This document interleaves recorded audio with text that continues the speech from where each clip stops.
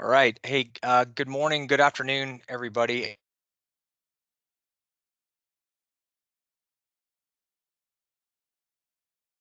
I'm the career field manager at 38F. I wanted to say thank you to all of you that I can see on here that popped on to kind of hear this town hall. And thanks for considering the 38F for support career field coming on to hear about it. But just a little bit about what we're going to do here today before we get into it. We're just going to walk you through some slides quickly and then get to Q&A, but just kind of walk you through what we do is 38Fs. Again, I am the career field manager, so I kind of oversee the career field and kind of make sure strategically that we're having all the sessions that we need and that we're building out to sustain it like we need to. But saying that, I also take direction from leadership, which is Lieutenant General Miller, but we also on the line have our functional manager, and I'll talk to you a little bit about who that is, but our functional manager, Brigadier General Kirsten Aguilar, who's on. Ma'am, before I get diving deep into this, I wanted to see if there was anything you had for the group. Yeah, thanks, Billy. Well, good afternoon or good morning, everyone. Thanks very much for taking the time to join us today. I know that several of the folks that will watch this will watch the recording later, but really the intent of this is to just provide you a one-on-one opportunity to ask questions about the force support career field. I've been working in this space for the majority of my 27 years of service. But I have had the opportunity to do some things outside of the career field. And I really am proud of the work that we do and what the force support community brings to the warfight.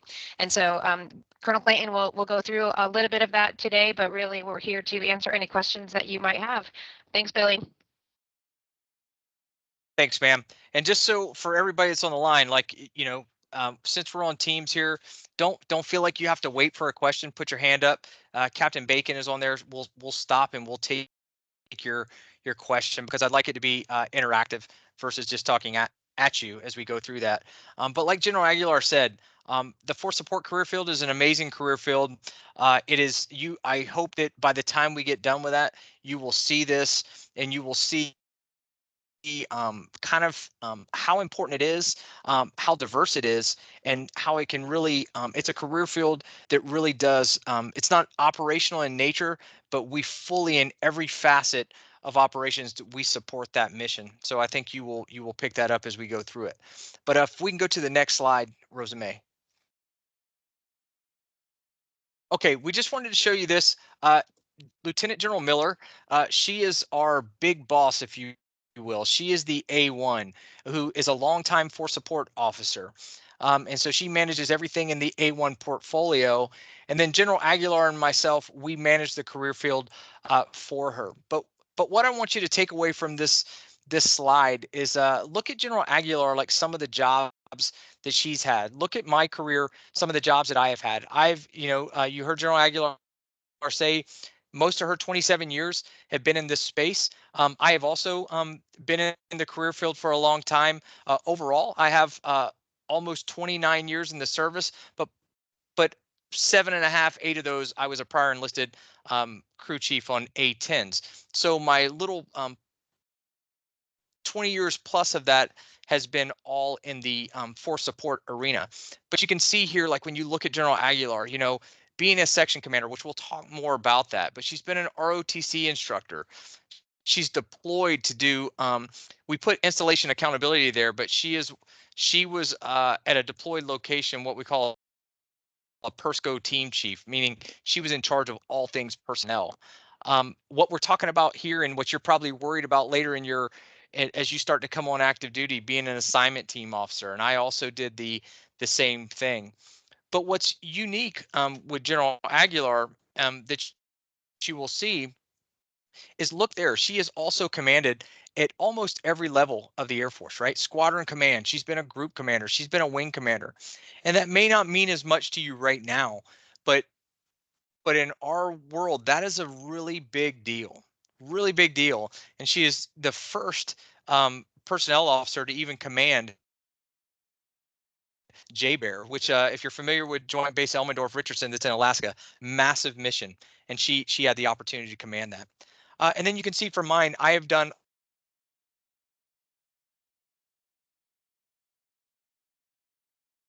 a lot on our side of the house and more in the if I would say, I've done a lot of time in the Pentagon. But what I want you to see there is it really is just a diverse career field that you can do so many different things with. And so that's what I want you to take away from this slide here. Next slide, Rosemary. Okay, so overview, we're going to define force support. We're going to talk about some common jobs. We'll talk about career path options. Really, we have to hit on desired skills, and that'll be where we anchor down a little bit. And then we'll talk about assignments, which I think is a really important part of the force support career field. Next slide.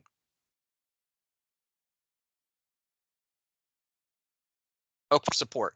I won't read that to you. I think you can read it, but what I will say is when you talk about force support, we are all things about caring for our service members, right, and their families, and that's from the beginning to the end. If you're familiar with force support at all, you'll know that we take care of people when they come in the service, but we are also the ones responsible in the Air Force for mortuary and casualty, which we will, and retirees and everything else that you'll see.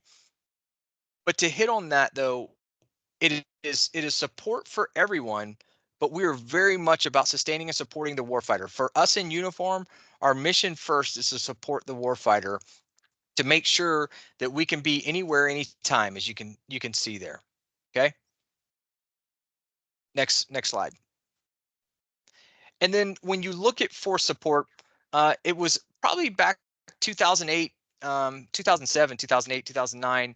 At the time, you see their personnel services and manpower. We were actually separate career fields. Matter of fact, General Aguilar, she came in under the personnel umbrella. I commissioned in under the manpower umbrella, and then we had other folks that services was its own career field as well. But around that time, we merged and we became one career field. And so when we're out in the force support squadrons, when we're out at like base level, we, like if you're out at the academy or you're out wherever you're at the base level, we're doing all of those things there. We're taking care of personnel services and manpower. When we're at different levels of the career, Pentagon, MAGCOMs, and things like that, sometimes you'll see that stuff siloed and you'll be working those specific areas. But when you're in personnel, you're advising the commander, you're dealing with all the personnel records like that all of you probably even deal with where you're at. We deal with accountability from a deployment standpoint. That's probably one of our biggest deployed missions when you're on the personnel side. Services, think of all the things that you may use today.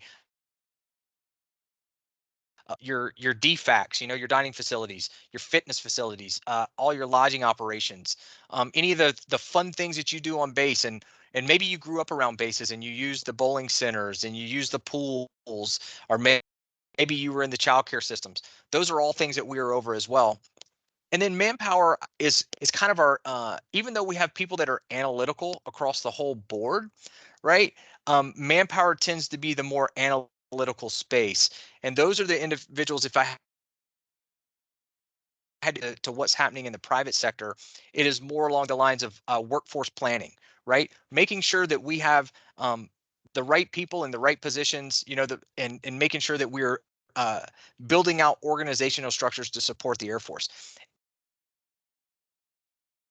And the side of the house determines those requirements. So simply, if you're you're in an organization and you need to know how many people it is going to take to run that organization, it's going to be the manpower folks that determine that. And they're going to do that for wartime functions, and they're going to do that for just regular in at bases.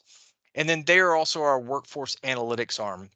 And one of the things that's really getting neat in the force support career field is we're actually really building that out now. We're actually robusting that in the career field to make sure that we have more analysts inside of our career field than we do today. And so that's been exciting to watch us build that and grow it. And I foresee that just getting more and more, because when you deal in all the things that we deal with across personnel services and manpower, that analyst side of us really helps us out to help senior leaders make key decisions, right?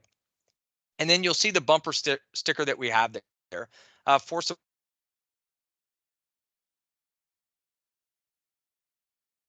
Now, no matter what career field people are in, when they are deployed, they look to the force support career field in those environments, right? For us to do all the things that we talk about, right? All the things of supporting them and supporting the warfighter. But there's just certain times that really the force support career field shines more than it does day in and day out. And that is when people are deployed, they are looking for that support, and we're there to give it. Any questions with this slide before we go to the next one? Okay, next slide. Okay, if you can see here, we highlighted in green kind of just common assignments, right?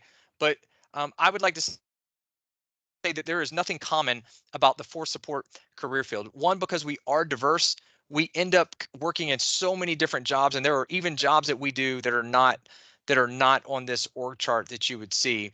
But what I want to highlight is that as you go to your base as a newly commissioned lieutenant, these are some of the jobs that you could expect to do, right? And we'll go into more detail, but usually lieutenants are in readiness and plans. And what you're doing in readiness and plans is you are making sure that your FSS squadron is ready to deploy, but you're also making sure that the whole installation and working with some of the other squadrons is ready to deploy. That commander support staff, that's what we call a section commander, and we'll go into that to a little more detail. That is an absolutely amazing job, fun job that allows you as a force support officer to support commanders and work for commanders in other organizations like security forces squadrons, uh, maintenance squadrons. You pick the squadrons, LRSs, which are logistics readiness squadrons, and you were like the squadron commander's right hand, helping them do everything, but also doing the personnel function for that unit. But then as a lieutenant, you can expect to be in the military personnel flight, taking care of all the personnel actions for the base, sustainment service, be taking care of all the services type functions, your DFACs and your fitness centers for the base. But everything that you see there, depending on the who all is at the base and how many lieutenants are at the base, you could find yourself working in many different areas. And that's what's great about it. You should never get bored as a force support officer because we have all kind of places for you to work and hone different skills. Next slide, Rosamate.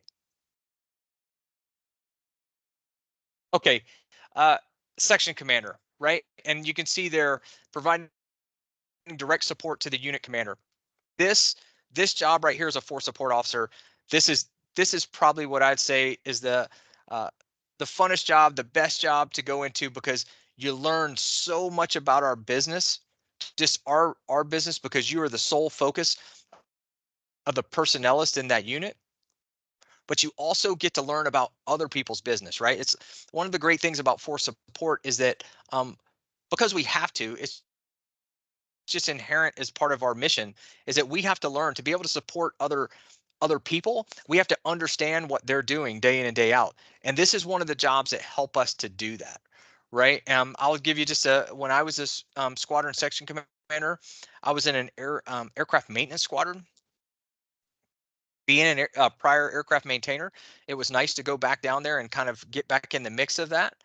But my squadron commander utilize me as their right hand, right? If it didn't need to rise to that commander's level, I would handle it. And that's what that means with G series orders. I had the same orders aligned against me that the commander had. And so I could sign things on behalf of the commander, quite, not that you want to be doing discipline, but I would handle discipline for the commander. And it was just a great opportunity for me to learn a lot about our career field, but also to exercise my leadership skills, right? And kind of learn those and use them at a time kind of junior in the career field. And so I think a lot of folks enjoy this assignment right here. Any questions about section commander? Okay, next slide. Hey, Billy, real quick before you start talking about Yes, readiness and ma'am. plans, I just want to echo what Colonel Clayton said about being a section commander. I did that as a very young lieutenant in a maintenance squadron, and because of the size of the squadron was so massive, my squadron commander did exactly what Colonel Clayton was talking about and delegated a lot of authority to me, even on the disciplinary side. And so I will tell you the experience I gained as a section commander, as a lieutenant, really shaped how I was able to lead and make decisions when I became a flight commander. And it certainly shaped my judgment, I will say, particularly when it came to having to enforce good order and discipline as a squadron commander. And so, one of my most favorite jobs of all the jobs that I've had in my career was having the opportunity to serve as a section commander. Thanks. Thanks for adding that on, ma'am. Yeah, I can't say it enough. It was just a phenomenal job that I would do again today. Um, but another great job, readiness and plans, right? This is one where you're really kind of getting into our deployment mission and making sure all the other force support airmen are ready to go. I find this to be another one if kind of that deployed kind of is interesting to you and all the wartime and contingency type things, which it will be as you see how we're building out the Air Force. This is a great place to kind of exercise those skills. But in this job, you'd be in charge of home station training for the squadron, and for a force support officer, that's home station training is our bread and butter, if you will. Putting together tents, putting together field kitchens, doing all the things. Actually, kind of search and recovery operations. Right. It's all the things that we have to be ready to do our jobs downrange, and so you can see there like bare base bed down training. Sometimes in your career, you may end up deploying to a place that's a bare base. There's not a whole lot there. You are responsible for building it up. This isn't the job that you would be in exercising those skills to lead people in the that part of the mission, right? And so that's it is really critical. Not only would it be home station training, just in general, if you're a force support officer, you're going to spend a lot of your time in this space training to get ready for these type of deployments, et cetera. Any questions on readiness and plans? Okay, next slide. Uh, Fitness facilities, right? A lot of people don't think of this as that you would have, you know, officers in this space, right? And they're like, hey, what does this have to do with deployments, or what does this have to do with the mission? It's critical to the mission, right? Us in uniform, being fit is, I mean, that's part of the job requirement, right? And we're there to help facilitate that. And you will find if you end up in this job, managing fitness facilities is not easy, right? They get utilized a lot, and people expect us to have um, really good fitness programs and really good fitness centers for our airmen, right? To go in and use, and they are a popular place on base.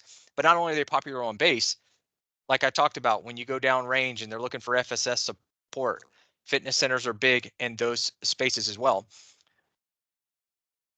But if this is, like if fitness is a hobby of yours, or it's just something that you're very interested in, what a great opportunity to work in these places. And it teaches you just a lot of different things, right? Like, managing the on-base gym, but you have to prepare the budgets for those places, inspections. It is, like I said, it is not like it just the fitness center is built and it runs itself. It takes dedication and folks that are in there to do that, to ensure our airmen and just our mission partners and everyone, if you have other services on your base, are ready to go. Next slide. All right, food operations, managing the DFAC.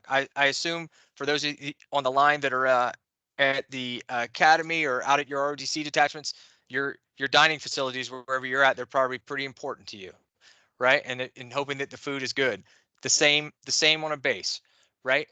Feeding our airmen and taking care of that is much more than just feeding them, right? It's sustenance for them. It's taking care of them. It's supporting them to make sure that they are ready to go, right? And they are fit and they are ready to fight whenever they're needed.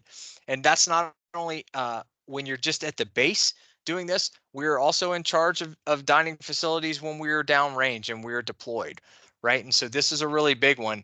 And you will find, again, like I talked about, fitness centers being important, dining facilities just as important, right?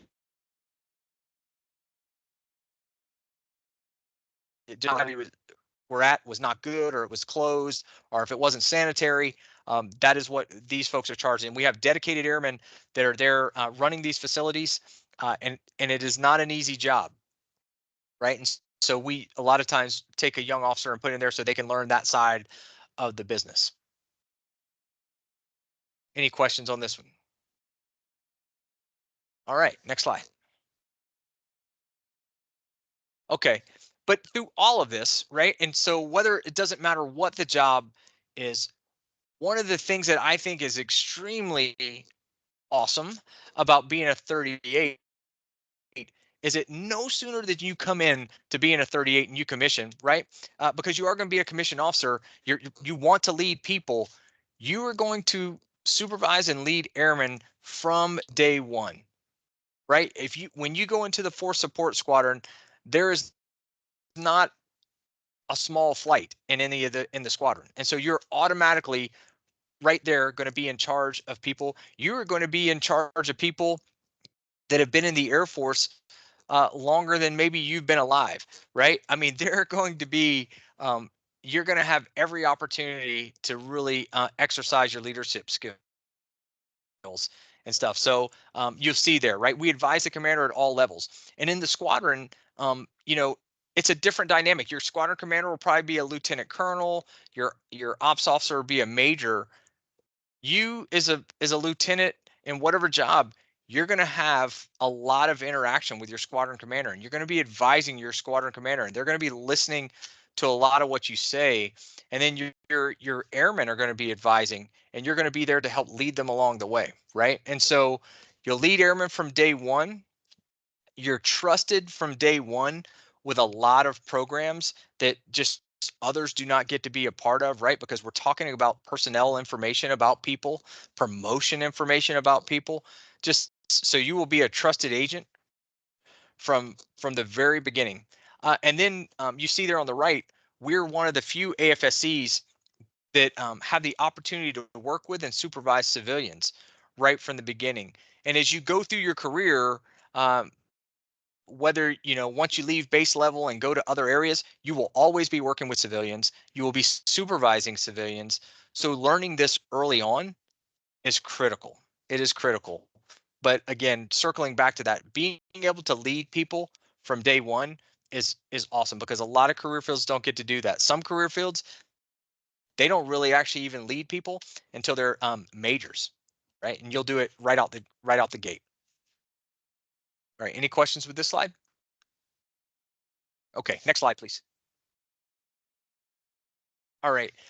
So desired skills, and we bend it down into four areas here, right? But there's no one specific skill that makes a great force support officer.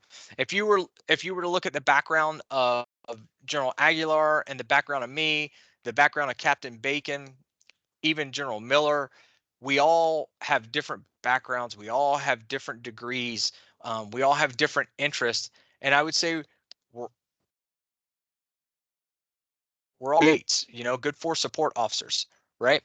But when you start looking at desired skills, we definitely look for leadership, right? People that, because you need to have leadership, because you will be that trusted advisor on a base. Wing commanders, group commanders, they will be coming to you as a second lieutenant, your advice on personnel programs, right? And so you need to be able to lead your team, but you need to also be able to kind of have the emotional intelligence and interact with the base, right? Because that is one thing. We're in the customer service business, whether it's on the services side or the people side. It is about customer service and leadership. Um, Communication. We deal a lot of one. We just need, we think officers in general need to be good communicators, right? But we also have to communicate a lot of things on behalf of the big Air Force when it comes to different HR policies and personnel policies and things that go out. And so we look for folks that can take and communicate policy changes to your installation, can take big, complex type things and distill them down to what the base level can understand, right? And that's what you will find is when we talk about being an advisor, if you're going to be an advisor for the base, we're going to need you to be able to communicate. I'll kind of, instead of going there, I'll drop into the analytical side, right? We want people with analytical skills, right? It's not that everybody has to be this deep analyst, but we do want folks with analytical skills because when you deal in the manpower side of the house, the personnel side of the house, all the different things that the policies that we're in, being able to analyze data, being able to analyze processes, um, and the end of that, when you can do it, again, like I said before, it helps. It helps our decision makers by giving them data to kind of make decisions, but it allows us also to kind of be in a mindset to track certain things that we've done to see how is it working, right? Did it do what we intended it to do? And so we think being able to get into that space, that's going to be really big for us, and that's why we're trying to robust that area of our career field. And then again, the programming side of the house, when it's hard to explain here, but when we think about the analytical side of what we're doing, and we think of how much data that we have, nobody has data like we do in the personnel side of the house, right? And that data is structured in some ways, very unstructured in other ways. But for us to make sense of it and for us to be able to do things with it, we are looking for folks that kind of have some of those programming skills, right? But we don't need you to have it right out the chute. Sometimes we just need you aptitude for it. If you have it right out the chute, that's great. But if you have the aptitude, we're starting to build people too and send people to different schools and different programs to learn this, because we feel going into the future that this is going to be this is going to be big for us, and that it's, if we don't do this, we will fall behind. So, all right, next slide. All right, this is the one that should get everybody wanting to be a 38. And again, I know most of us on here are biased because we are 38s, but the great thing about being a 38 force support officer is we are everywhere. Any place that you can almost think of going on an assignment, 9 times out of 10, they have they have a 38F force support officer, right? Right. And so assignments are endless, right? Now, I got it. We're not always going to be able to go to every assignment every time, but the opportunities are there. And so, and because we are such a diverse career field, there's always opportunities to do something different, even if that's somewhere. You could be in NATO headquarters somewhere. You could be, General Aguilar was in Indo-PACOM. She was at a joint assignment there, so she was in Hawaii. I've been stationed in Korea. There's just so many different places you can go. And then every once in a while, you find right now we have a 38 that's stationed in Argentina, doing, I would say some 38, non-38 type stuff, but they're in Argentina. You don't really hear of Air Force being there as often. But we also tend to be a career field that we have a lot of joint spouse, right? And we have a lot of joint spouse is because it's because we can go anywhere, and it's easier for us to match people, right? And so we can put people into those assignments, and it works out well for individuals. So any questions here? Okay, next slide. Okay, so that was the slide portion of it. We'll open it up for any questions you have, but what I wanted to just kind of end this part of the discussion is that being a 38 and being a force support officer, it really is an important job, right? And everything from the base level to supporting the airmen and the airmen and civilians that are at the base. But I've worked at every level. I've worked at the base level. I've worked at the MAGCOM level. I've worked in the Pentagon, and there's not, I can say with our senior leaders, there's not a meeting that happens There's not a meeting that happens that someone from the A1 community where force support is housed is not requested to be in those meetings, right? Because we just bring, I think, a unique perspective. And if you think about it, everything that we do impacts people in some way, shape, or form. And so that's why we're always in the room. Hey, I Colonel Clayton, contribute a lot in that space. Yes, ma'am. sorry, you broke up. I thought you were done talking. I'm sorry. Oh, no, go ahead. Go ahead, ma'am. I just want to say, unfortunately, I have to run to another meeting, so I won't Okay. be able to stick around for questions. But I do encourage everyone on the line to ask questions. This is your opportunity to no kidding find out what the career field is. I will tell you, I came to the career field, as Colonel Clayton mentioned, personnel, and I did that because my ROTC detachment commander was a personnelist. He was a missileer turned personnel, and he said, based on your personality, based on your academics, I think you make a great personnel officer. And he was 100% right. But I never had the opportunity that you all have right now to actually talk to somebody in this career field. And so I really encourage you to take advantage. If you have friends that are interested but aren't able to be here today, I know there's an opportunity to watch this later, but I really do encourage you to have that dialogue. So Colonel Clayton, Captain Bacon, thank you very much for the opportunity to participate. And I'm going to have to sign out. Thanks. Thanks, ma'am. Okay, so what questions you have? You know, doesn't really matter. Throw them out there. Go ahead, Jackson. Yes. Hi, I have two questions. First is, where will we be able to find this recording so we can share it with others? I can do that one, sir. So that recording is going to be on the AFPC's classification YouTube page. I'll put a link in the chat, and it'll be there hopefully by Friday. It takes a couple days to upload once this is done, but you can certainly point anybody you want there so your friends can see it too. Great, thank you. And then also, do you guys have like a community or newsletter where I can continue to get information and possibly reach out about this career field? Um, we don't really have a newsletter that we put out. We do a lot of other things through social media and other different forums. But if there's anything that we want to connect, we can connect with you directly after this and pass some things your way if that'd work. That would be great. Thank you. Okay.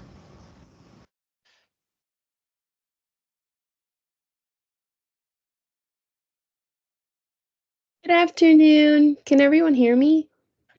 Yeah, I can hear you. Yes. Hi. Awesome. I just have I guess a personal question. So I'm Yeah. currently debating between logistics and force support because to me they're kind of similar. There's a lot of moving parts and that's kind of something that I enjoy, but I've been told that logistics is more supply and physical things versus force support is kind of like logistics but more people orientated.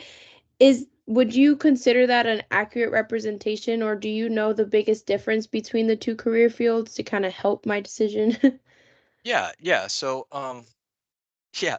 I definitely can help you with that. So there's when you think of logistics, what's a logistics readiness officer?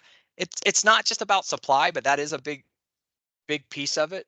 But a logistics readiness officer, if you think about all the things that we have to move, and I'll put it in kind of a deployment aspect. Think about all the equipment and all the different things that have to get from one place to another, right? Even people, right? But like if we're about to deploy and palletizing and doing all those things, uh, getting people out the door to deploy, that is logistics, a logistics officer, right? That's what they're handling. And so we plug in with them a lot because of the deployment aspect. Like we run the personnel deployment line, but we do it over with the IDO, the installation deployment officer. So we are teamed there, but we're more the people side, and we do have some logistics stuff that we deal with. But like if we're having to move things like everybody else, we're moving it with a logistics readiness officer is making sure it's moved for us. So think of like that cargo, all of those things, very much logistics readiness officer, right? Takes a lot of planning. You know, the logistics readiness officers tend to be heavy planners. We are more people focused and dealing with people processes. We would be more like your HR function Okay, awesome. Thank you. inside of a corporation, if you will. Make sense? Okay. Colonel Clayton, do you mind if I pile onto that? Yeah, absolutely. So, Cadet Woodford, I was section commander for a logistics readiness squadron, and then I'm a career 38F. So I've gotten to see both perspectives there. I would definitely say that that assertion has some accuracy to it, and you can go and go to that link in the chat. There's actually a 21R YouTube video to watch as well, where they did the same town halls, so you can get some more information.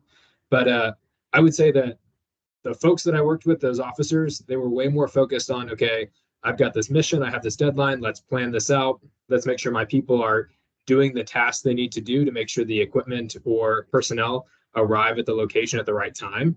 So they were like very deadline driven and very task oriented. Whereas in the 38F side of the house, like we had a lot more flexibility to solve problems for people in ways that maybe were black and white, but in most cases were gray.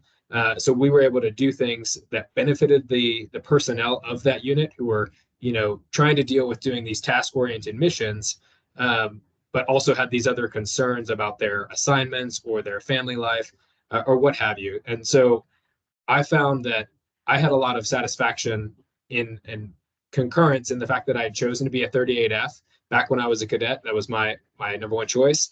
And so being in 21R, that solidified my decision that I made the right choice to be a 38F because I had a lot more value and impact out of helping people overcome challenging circumstances or just navigate their Air Force life to help make it better for them. So on a daily basis, I was improving somebody's life, and the loggies definitely were improving the mission and folks' lives in the way that they cared for them.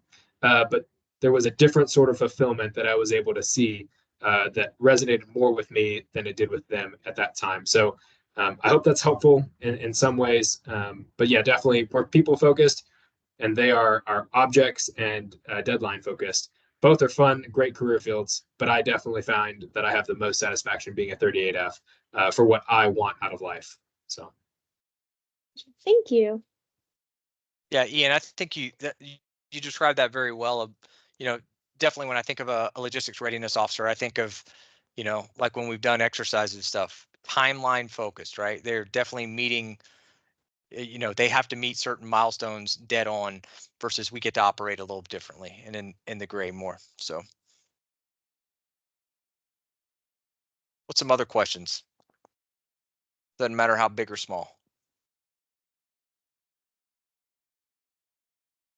What are some of the other career fields that folks on the line are thinking about? If they're, you know, anything we can help there and compare.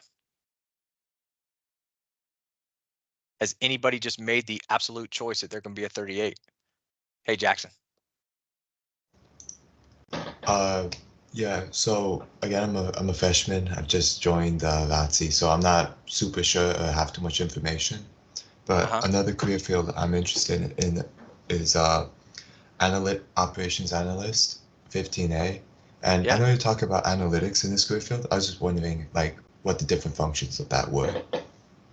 Oh yeah, so a 15 alpha is what they call, you know, an ops researcher. They're kind of embedded everywhere, right?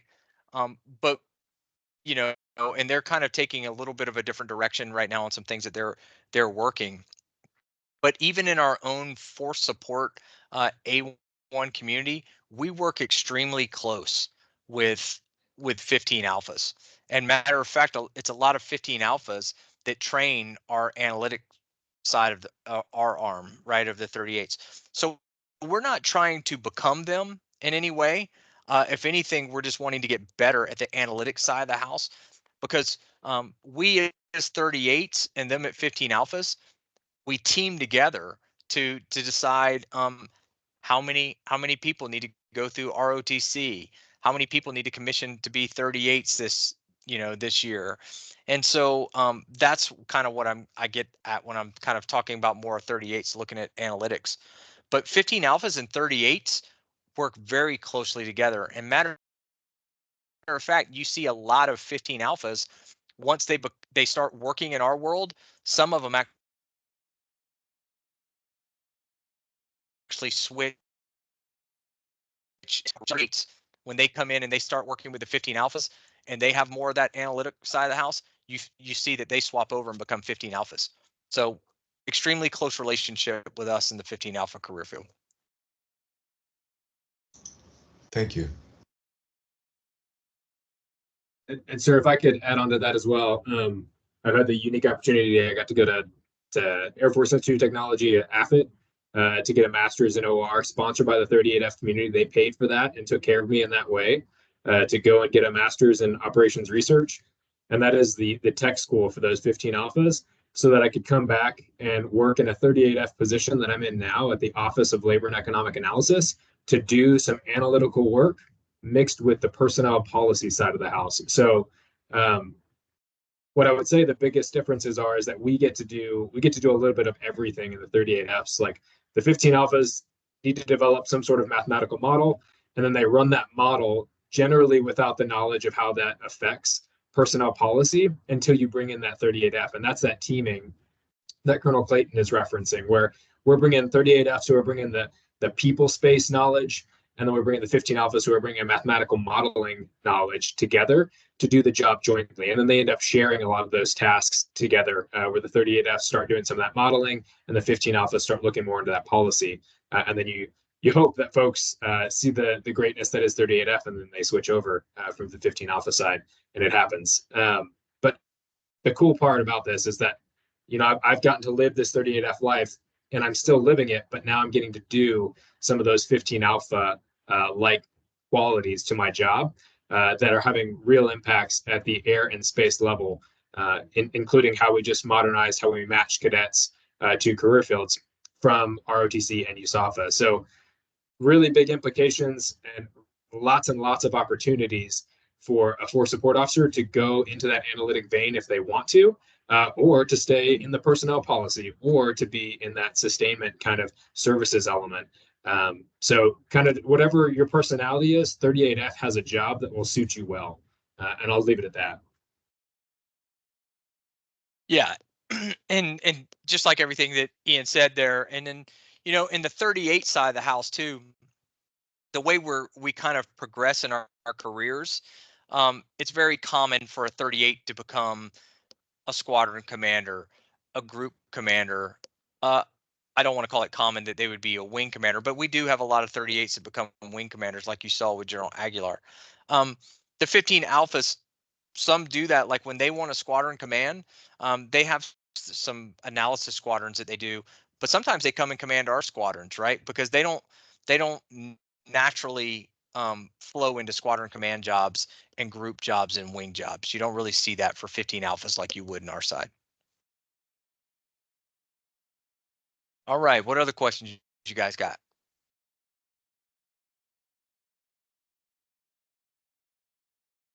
Hey, I see we got some. Yeah. Yeah. So my other question would be for the transition between someone in this career field to the civilian sector, what jobs would this career prepare you for in the civilian sector? Like, would it be more managerial positions, or could you apply these skills to a more advanced civilian job, even in like the GS track? Yeah, I think it'd be the level of wherever you were at when you transitioned, right?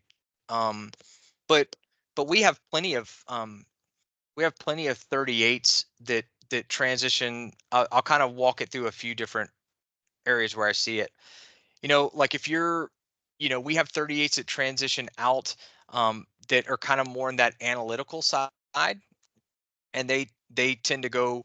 Some become civil servants, right, in the GS side, but a lot of them end up going out to some of the different research areas or the different consulting firms that you'd see there. But like, let's say you stay your whole career as a 38 and you're at 20 years and retiring. We see a lot of people transition out. Now you still have to go get like some of your certifications and things of that nature. But there are some that get their HR certifications, right? And they go into the HR space. Many do transition and go into the GS space, and but one thing I see a lot of 38s doing, like when they retire, some of them go into the academic space, and you'll see them be certain different leadership jobs at different universities and things of that nature. So I I say all that to go, the 38 career field does translate well, um, when people look to transition, right? Because there's a lot of things that we do get. We have the HR space, but we also have the project management space. We have the analytics space. We have the hospitality space. Someone that really, really enjoys the hospitality space of like the services side. Um, some go into hotel chain management and things of that nature. So it's still pretty diverse, and there's a lot of opportunity when folks do that. And depending on when you separate, like, yes, if you go and you separate, and it's your first term and you're a young captain, you're probably going to enter into a corporation or wherever you go, just like any, for whatever level of experience that you have. But again, I think the opportunities are boundless there. Has anybody got anything to add to that?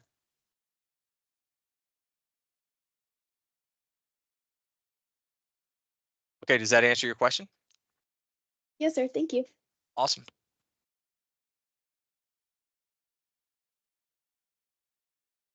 Hey, Jackson. Sorry, just one last thing. Uh-huh. When Major McDonald was answering the question, he said that he went to AFIT to get his master's.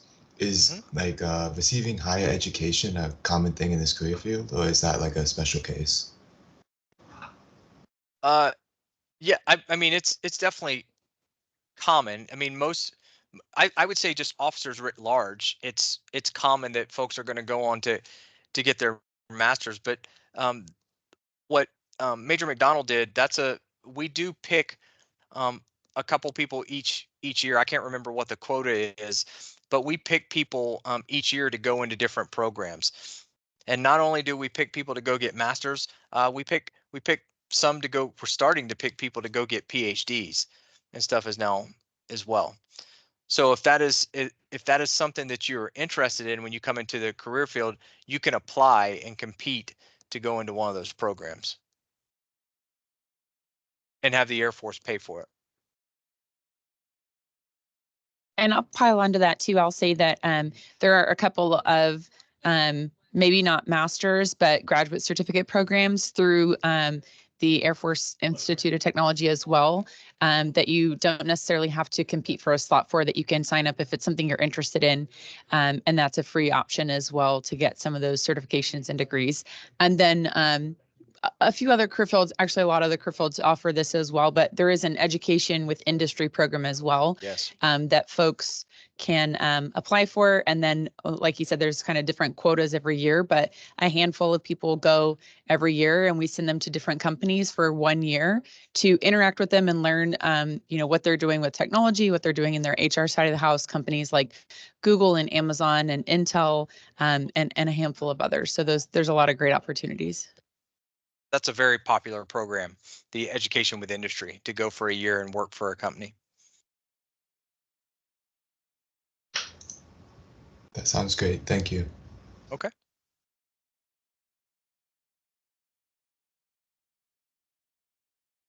Hey. One more question. Yeah. So there's so many different aspects of this career field and like in regards to sections that you can work in.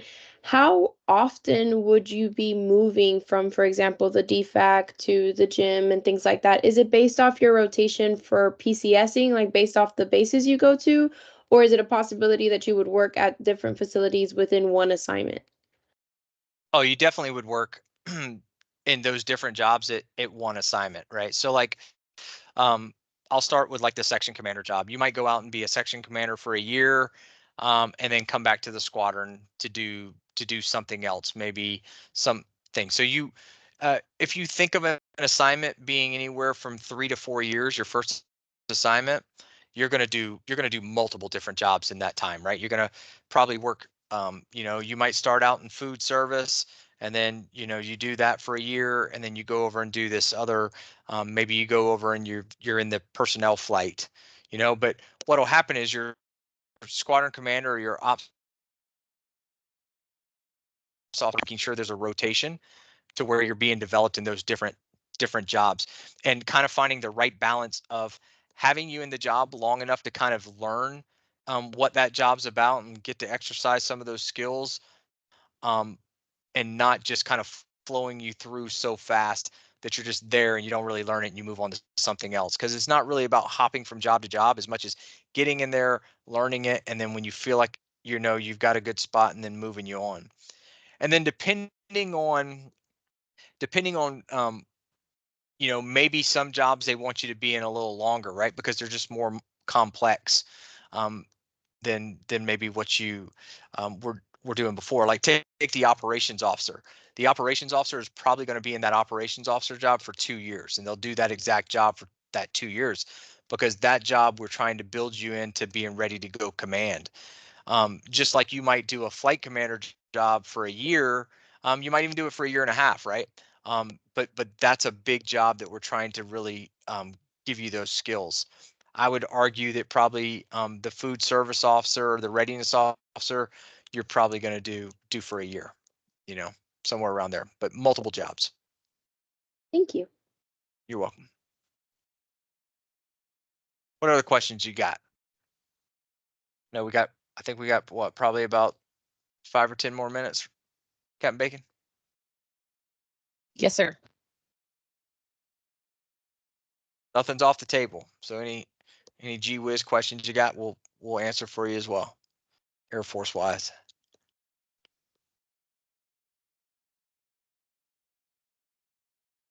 Okay. Well, if there's no other questions, I mean, I think there's ways to get back in touch with you, Jackson. I know you'll want to get in touch with some information. We'll have Captain Bacon do that. But I did want to say again, thanks for taking the time to be on here. I hope that you have a better understanding of what force support is, and what being a 38F is, and how important it is to the Air Force. And it's a job that I think that most that come into it, right, they thoroughly enjoy. But guess what? Even if you came in to be a 38F and you come into it and you realize that, hey, it's not for you and it's not what you want to do long term, um, don't feel like all is lost, right? There are other options, right, to move to different jobs or to do different things. But again, I think one of the great things about a 38 is that it is so diverse that you can go do things that to satisfy, right? And you never feel like you're just stovepiped into one area, and that's what I really like about it. So again, thank you for taking the time. Um, I hope you enjoyed the discussion. And then if you have any other questions, please shoot them to us, and then we will get answers back to you. But I hope you all have a great day, and thanks again. Okay.